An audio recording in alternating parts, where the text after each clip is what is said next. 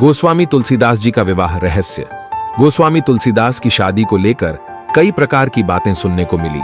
कई लोग कहते हैं कि उनकी शादी भारद्वाज ब्राह्मण दीनबंधु पाठक की सुपुत्री रत्नावली से 1583 ईस्वी में हुई थी।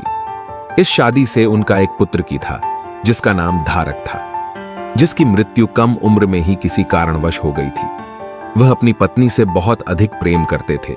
एक बार तुलसी जी की पत्नी उन्हें बिन बताए अपने मायके चली गई थी अपने भाई के साथ। तब तुलसीदास जी उनसे एक दिन की भी दूरी सह नहीं पाया और चुपके से उनसे मिलने के लिए अपने ससुराल चले गए।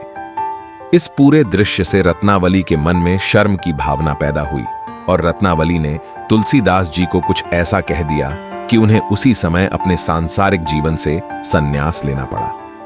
रत्नावली ने गोस्वामी तुलसीदास जी को अद्भुत वाक्य कहा कि आप भगवान राम के लिए मेरे शरीर को छोड़कर उनसे आधा प्रेम भी करते हो तो आपका इस जीवन में उतार हो जाएगा। उस समय तुलसीदास जी ने प्रण लिया कि मनुष्य रूपी ढांचे को छोड़कर मोक्ष प्राप्ति के मार्ग पर अग्रसर हो गए। उसके बाद से उन्होंने साधु का वेश धारण कर लिया और बाबा बन गए। वहीं से मैं बाबा तुलसीदास के नाम से भी बहुत विख्यात हो गए। उन्होंने 12 पुस्तकें लिखी जिनमें रामचरितमानस बहुत प्रसिद्ध है। रामचरितमानस को हिंदी में लिखा, जो पूर्वी भारत के हर हिंदू घर में बड़ी श्रद्धा और आदर से पढ़ा और पूजा जाता है।